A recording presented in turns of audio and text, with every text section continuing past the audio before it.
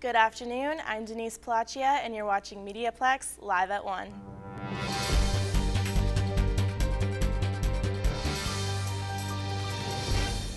The Windsor Spitfires launched a campaign to aid Flint, Michigan through their water crisis.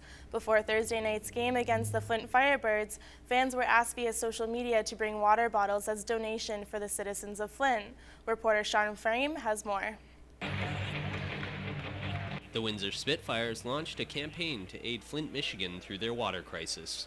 Before Thursday night's game against the Flint Firebirds, fans were asked via social media to bring water bottles as donations for the citizens of Flint. You know, it's nice to have the rivalry on the ice, but it's also nice off the ice to, touch some hearts, to start talking about the human side of things, and like I said, really breaking down the border between Canada and U.S. and helping them in a crisis. According to Time magazine, in 2014, the officials of Flint began extracting their drinking water from Flint River in order to save costs.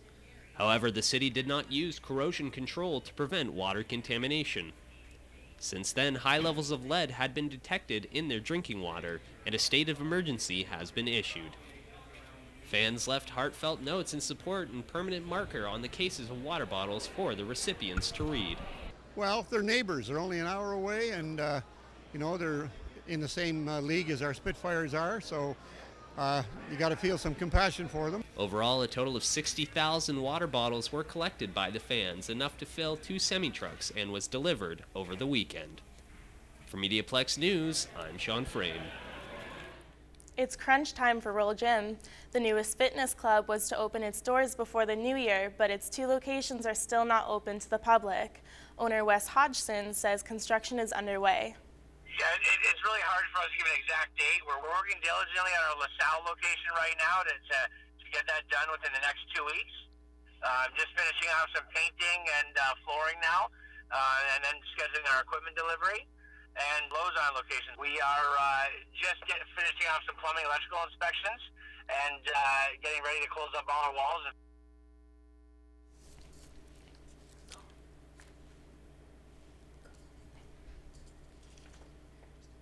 The frustrated response from one member received more than 70,000 views on Facebook. Hodgson says they are doing everything possible to get the opening date moved up quickly. He says the public can expect weekly updates about the facility's progress. Smoking cigarettes in Windsor parks can result in more than consequences than health problems.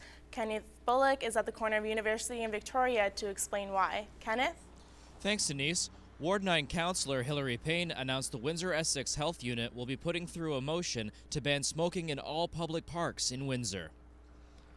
City administration is now reviewing ideas for recommendations regarding a new smoking bylaw. This could include bans at more than just parks.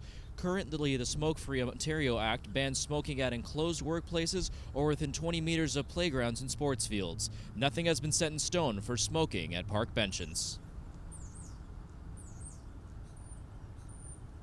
Between 17 and 20% of people smoke now, and so I think in fairness to the other 80+% of people who do not smoke, I think this ban should now take place. Payne says the Windsor Essex Health Unit will be putting through a motion to council very soon. From the corner of University and Victoria, I'm Kenneth Bullock for MediaPlex, going back to the Denise. Kenneth. Now for your weather. Today will be mainly sunny with a high of 2 degrees. Later tonight it will be cloudy with rain showers with a high of 4. For tomorrow we will see more sun with a chance of rain and a high of 3 degrees. Have you ever wanted to name a mascot? Now you can. Adventure Bay is holding a contest to name their new toucan mascot.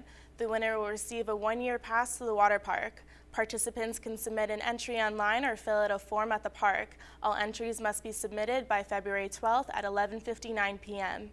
City and hospital officials are meeting today to talk about local hospital infrastructure.